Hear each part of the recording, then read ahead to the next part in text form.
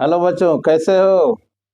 आशा है कि आप खुशी पूर्वक रह करके अपने स्टडी को कंटिन्यू कर रहे होगे।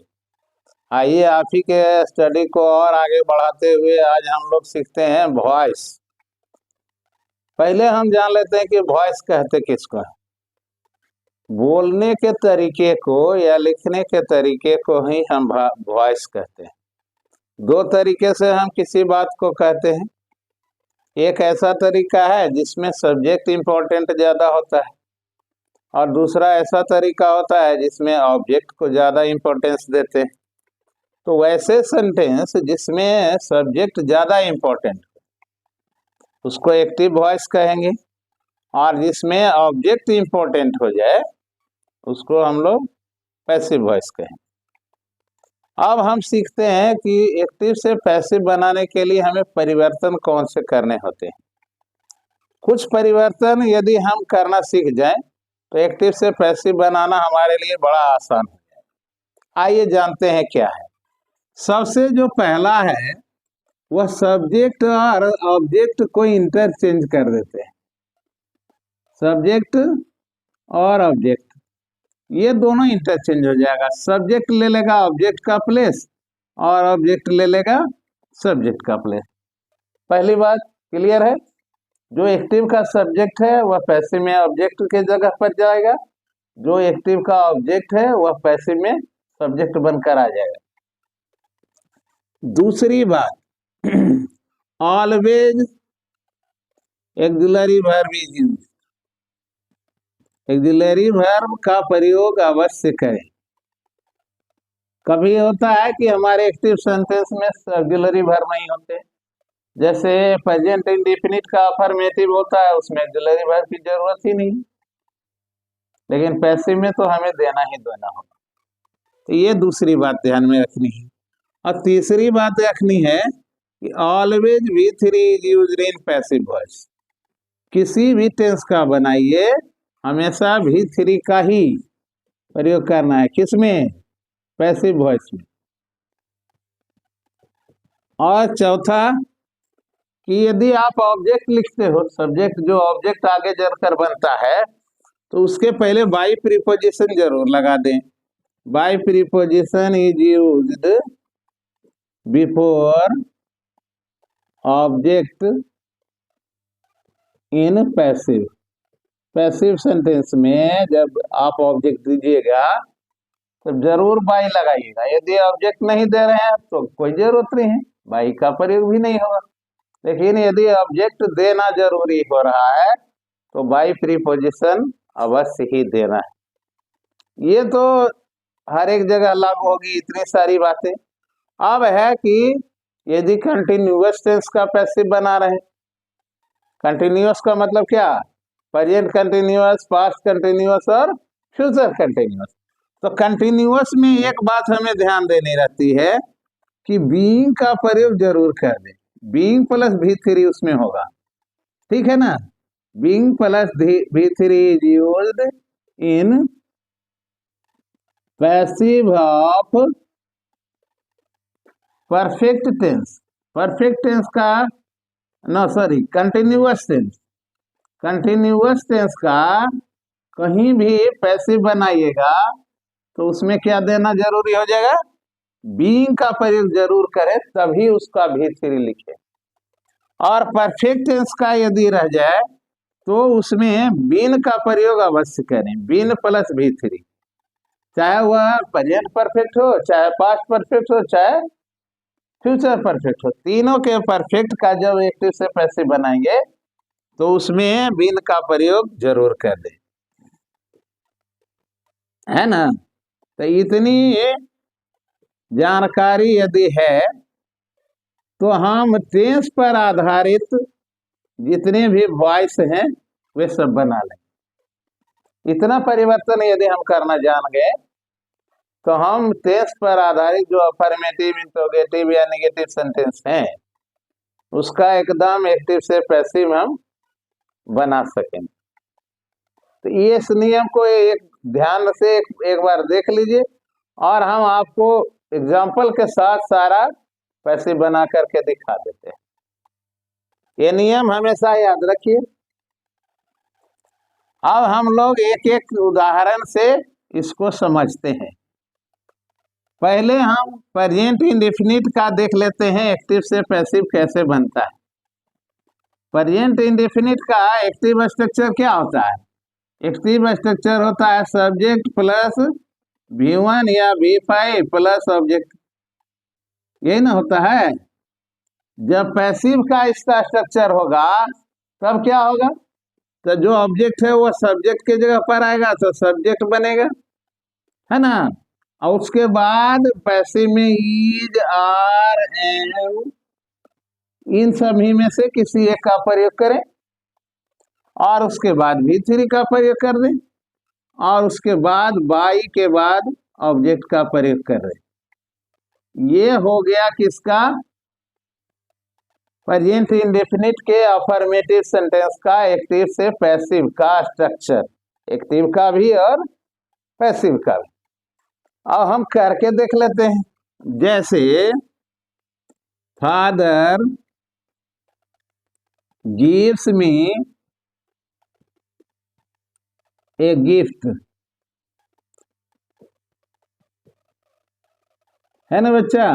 Father gives me a gift, इसमें देखिए फादर है सब्जेक्ट और गिफ्ट है ऑब्जेक्ट। ये प्रेजेंट इंडेफिनिट का सेंटेंस है, सिंपल प्रेजेंट का सेंटेंस है। तो रूल हमें याद है ना, सब्जेक्ट ऑब्जेक्ट बनता है, ऑब्जेक्ट सब्जेक्ट बनता है, ऑक्सिलरी वर्ब का प्रयोग होता है, हमेशा V3 का यूज होता है और ऑब्जेक्ट के पहले बाई प्रीपोजिशन यूज होता है। आइए करते हैं। ये गिफ्ट ऑब्जेक्ट है, यहाँ ये आ जाएगा सब्जेक्ट के रूप में, ये गिफ्ट। अब जब ये सब्जेक्ट बदल गया तो इसका नंबर पर्सन देख लेंगे, उसी के अकॉर्डिंग ना हमें भर देना है। तो ये गिफ्ट के अनुसार इज, आर, एम में से क्या देना चाहिए? इज देना चाहिए, है ना। और इसके बाद मेन वर्ब को तीसरे रूप में बदल देना चाहिए, पैसिव वॉइस है इसलिए। तो ये gift is given to me by father. एक तो ये हो गया बच्चा। और दूसरा, हमने डायरेक्ट ऑब्जेक्ट को सब्जेक्ट बनाया। कभी इंसान को चाहिए ज्यादा कि इनडायरेक्ट ऑब्जेक्ट को ही सब्जेक्ट बनाए, तो उसमें प्रीपोजिशन देने का समस्या नहीं रहता। तो मी भी तो ऑब्जेक्ट है ना बच्चा, इसको ही ऑब्जेक्ट सब्जेक्ट बना लेते हैं। तो क्या बन जाएगा? I am given a gift bye father, दोनों सही है ना।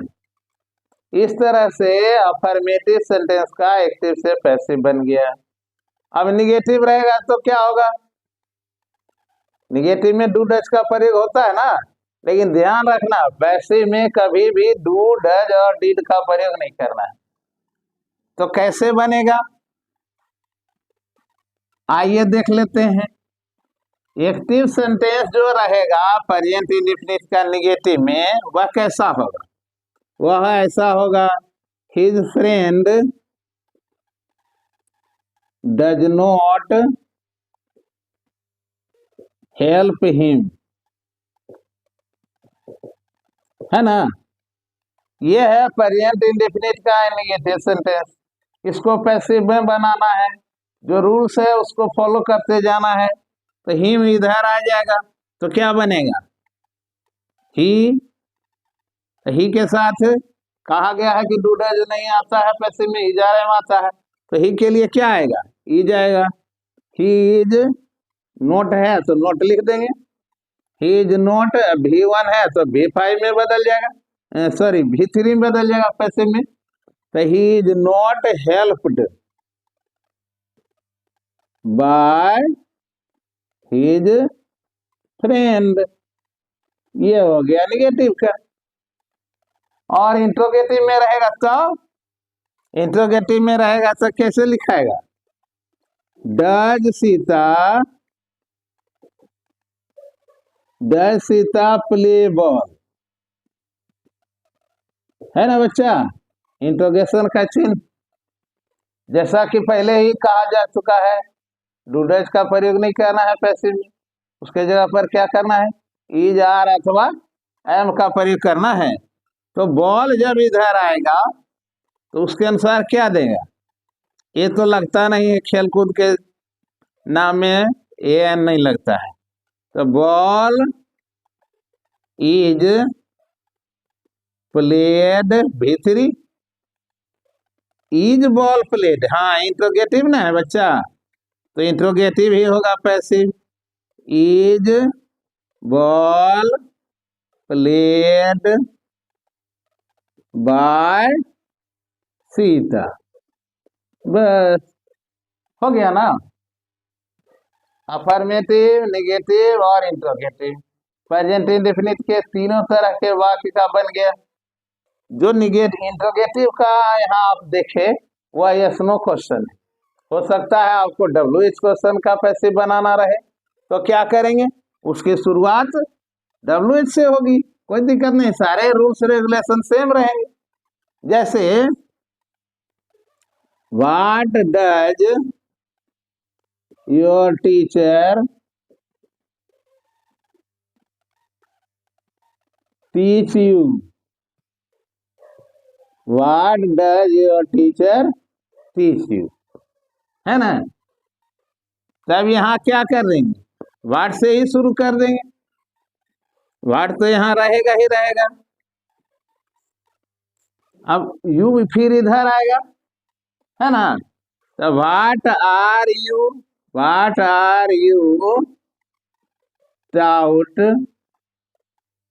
बाय, ये है ना सब्जेक्ट इसका, तो पैसिव के तरफ जाएगा, बाय योर टीचर, बस ये काम हो गया। What are you taught by your teacher, simple present का affirmative, negative, interrogative, yes no question हो चाहे डब्ल्यू एच क्वेश्चन हो, सभी हो गए। अब यदि कंटिन्यूअस का रहे, प्रेजेंट कंटिन्यूअस का, तो प्रेजेंट कंटिन्यूअस में क्या रहेगा स्ट्रक्चर बच्चा, एक बार सोच लो, subject plus is are am plus V four plus object, यही ना, ये एक्टिव का है, एक्टिव का ये स्ट्रक्चर है। पैसिव का देख लेते हैं, पैसिव में क्या रहेगा, वो जो ऑब्जेक्ट है इधर आ जाएगा सब्जेक्ट बन करके, तो क्या हो जाएगा, subject plus is are am, और जैसा कि आप देखे थे बीइंग लगता है, तो बीइंग हो जाएगा प्लस भी three plus object plus by plus object,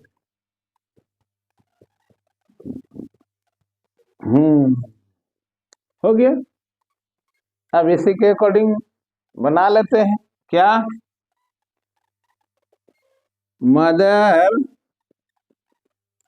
is not cooking food, mother is not cooking food negative में है, तो पैसे भी निगेटिव में हो, तो food is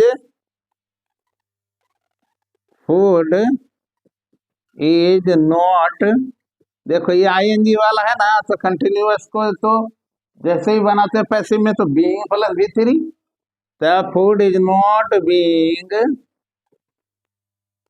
cooked by mother, हो गया ना। यदि इंट्रोगेटिव रहेगा तो जैसे are you writing a letter, are you writing a letter, तो क्या हो जाएगा, अब ये लेटर इधर आएगा, तो क्या हो जाएगा, ये लेटर के अनुसार is a letter being written by you, written by you, बस इंट्रोगेटिव हो गया।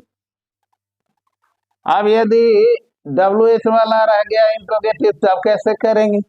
आइए इसको भी देख लेते हैं। WH में क्या रख सकता है? What are you writing? What are you writing? है ना? तो क्या हो जाएगा? What is being written by you? बस इंट्रोगेशन का चिन्ह है ना, आसान पैसे बनाना। हाँ, अब प्रेजेंट के एक और वेराइटी को देख लेते हैं। किसको? प्रेजेंट परफेक्ट को। प्रेजेंट परफेक्ट का स्ट्रक्चर क्या होता है, एक बार से देख लीजिए। प्रेजेंट परफेक्ट में सबसे पहले सब्जेक्ट होता है, उसके अकॉर्डिंग हैज या हैव देते हैं। थर्ड पर्सन सिंगुलर हो तो हैज, और कोई हो तो हैव, और हर एक में V3 होता है, और उसके बाद ऑब्जेक्ट होता है। लेकिन जब पैसिव बनाते हैं तो हैज हैव के बाद बीन का प्रयोग जरूर से जरूर करते हैं। तो क्या हो जाएगा? सब्जेक्ट जो कि ऑब्जेक्ट था वो बन जाएगा सब्जेक्ट, उसके बाद उसके अकॉर्डिंग हैज हैव, उसके साथ बीन जरूर लगेगा चूंकि पैसिव है सेंटेंस, और V3, उसके बाद बाई, और ये जो सब्जेक्ट है उधर जाएगा, ऑब्जेक्ट बन जाएगा, तो ऑब्जेक्ट हो जाएगा। है ना बच्चा? तो जैसे क्या लिखेंगे? Mohan has killed a snake. Mohan has killed a snake. Present perfect का ये सेंटेंस है, अफर्मेटिव में है। इसको पैसिव बनाना है, सारे रूल्स याद है हमें, तो इधर कर देना है ए स्नेक, ए स्नेक। अब ए स्नेक के लिए क्या होगा? हैज होगा, हैज, इसमें तो बीन देना जरूरी है परफेक्ट में। A snake has been killed by Mohan. काम हो गया ना? यदि निगेटिव रहेगा तब, जैसे boys have not done the homework. है ना बच्चा? ये निगेटिव सेंटेंस है, तो इसको पैसिव बनाएंगे तो क्या लिखेंगे? द होमवर्क, होमवर्क सिंगुलर है कि प्लूरल है? सिंगुलर है। यहाँ बॉयज था इसलिए है होगा, यहाँ होमवर्क है इसलिए हैज होगा। Homework has not been done, been का प्रयोग जरूर करें, बीन डन बाय बॉयज। हो गया, निगेटिव भी बन गया ना। अब इंट्रोगेटिव भी जरा देख लेते हैं। इंट्रोगेटिव में कैसे करेंगे? Who has seen the wind, who has seen the wind, ये है इंट्रोगेटिव सेंटेंस। इसका पैसिव बनाएंगे, तो हु को जब पैसिव में लिखते हैं ना तो उसको ऑब्जेक्ट बनाना रहता है, और आपको पता है कि प्रीपोजिशन के बाद जो आता है वो ऑब्जेक्ट हो जाता है, तो यही पहले प्रीपोजिशन ही दे देते हैं। तो by whom has been the wind, ये इधर आ जाएगा, द विंड सीन। बस काम खत्म। इस तरह से हमने बहुत कम समय में प्रेजेंट टेंस का affirmative, negative, interrogative, present continuous का अफर्मेटिव, निगेटिव, इंट्रोगेटिव, और प्रेजेंट परफेक्ट टेंस का अफर्मेटिव, निगेटिव, इंट्रोगेटिव का एक्टिव से पैसिव बनाना सीख लिए। अब इसे सीखने के बाद आप अपने टेक्स्ट बुक से एक्सरसाइज का लगातार प्रैक्टिस करें, तो आप उसमें मास्टर हो जाएंगे। बहुत आसानी से आप वॉइस सीख जाएंगे। इसकी आगे की जानकारी के लिए आप लगातार देखते रहिए इंग्लिश एडुटेक।